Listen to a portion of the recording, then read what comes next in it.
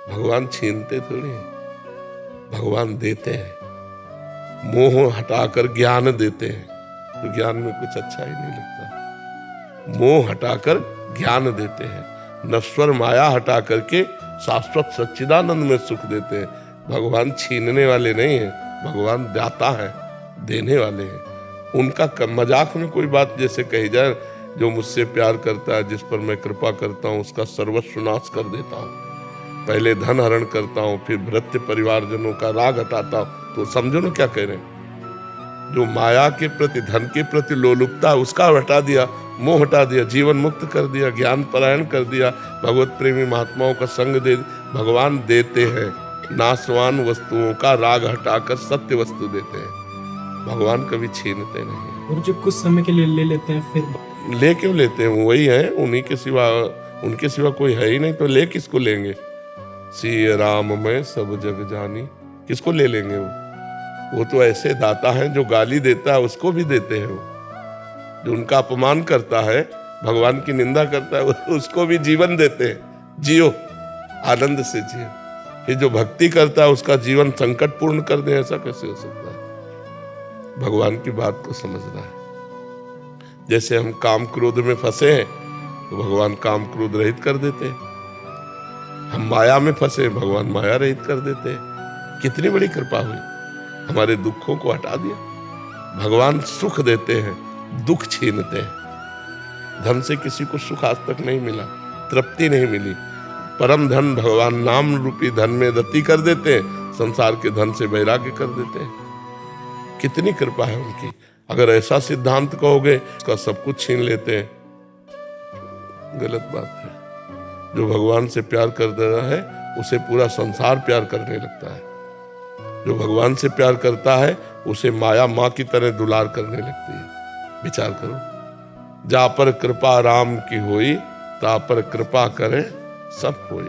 सब कोई प्यार कर रहा है, सब कोई हमें आशीर्वाद दे रहा है। वैसे संतों के पास लोग आशीर्वाद लेने जाते हैं, और हमें आशीर्वाद देने आते हैं। स्वस्थ रहो, तुम्हारी दीर्घायु हो, तुम्हें कोई कष्ट ना हो। यहाँ ये आते हैं बूढ़े, ब्रजवासी, पंडित जन, संत जन, यही आशीर्वाद। ऐसे ही तुम बैठे रहो, स्वस्थ रहो, सुखी रहो। भगवान से प्यार करने से मिलता है, छिनता थोड़ा है। तो भगवान के कारण ही तो है। सोचो, अपना लड़का भी अपने से इतना प्यार नहीं करता जितना ये लोग प्यार करते हैं। तो ये कैसे प्यार हो भगवान? तो हम ये कैसे कहते कि छीन लेते हैं?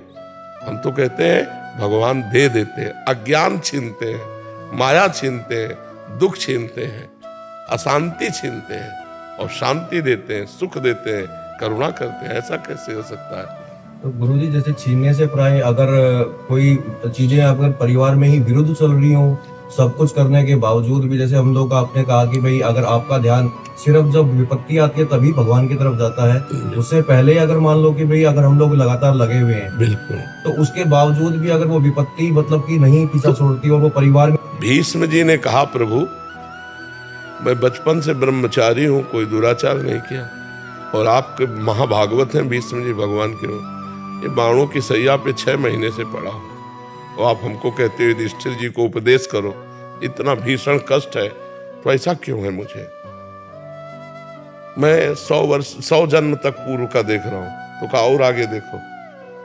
तो जन्म जन्मांतरों के हमारे जो पाप हैं, वो जब हमारे ऊपर प्रहार करते हैं, तो दुख, विपत्ति, रोग, लड़ाई, झगड़ा, ये सब रूप बन करके आते हैं। तो भगवान का भजन करने वाला विवेक के द्वारा उनको सह लेता है।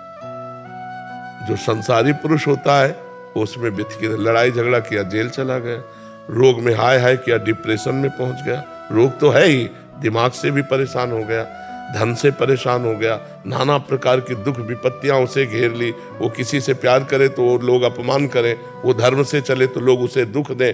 ये विपरीतता आती है। ये सब विपरीतता आने पर भी यदि भगवान का भजन हो रहा, हृदय धैर्य रहता है और निकल जाता है। जैसे दिन नहीं रुका तो रात नहीं रुकेगी, ऐसे दुख नहीं, अभी हमारा सुख चल रहा, फिर दुख आ गया, दुख चल रहा, फिर सुख आ गया, ये ऐसे चलता रहता। उसका ज्ञान जो है ना, इतना प्रवीण होता है कि डूबने नहीं देता, न सुख में न दुख में। सुख में डूबने पर अहंकार आता है, दुख में डूबने पर निराशा आती है, शोक आता है, तो हमें भगवान के भजन में दृढ़ विश्वास करके चलना चाहिए।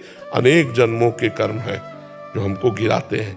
पहले 2-4 माला आप लोग जपते होगे, 2-4 घंटे पूजा करते होगे, यहाँ तो जीवन ही पूजा है, कुछ और है ही नहीं। नाम जप करो, भगवान की चर्चा करो, भगवान का चिंतन करो, भगवान, तब दोनों किडनी फेल है। विचार करके देखो ना, तो कर्म का भोग आता है कि नहीं। रामकृष्ण परमहंस जी जो थे, उनके गले में कैंसर था। डॉक्टरों ने कहा सत्संग नहीं बोलोगे, तो बोले सत्संग तो बोलेंगे, हमारा जीवन है सत्संग। गले में बना रहे, कैंसर बना रहे। तो बड़े बड़े संतों के जीवन में देखा गया, कष्ट देखा, तो अगर भजन से कष्ट कटता तो उनका कट जाता कि नहीं कट जाता। इसका मतलब है भजन आगे की संभाल करता है और हमको जीने का बल देता है कि हम विपत्तियों से, दुख से घबराए नहीं, उनको सहकर निकल जाएं।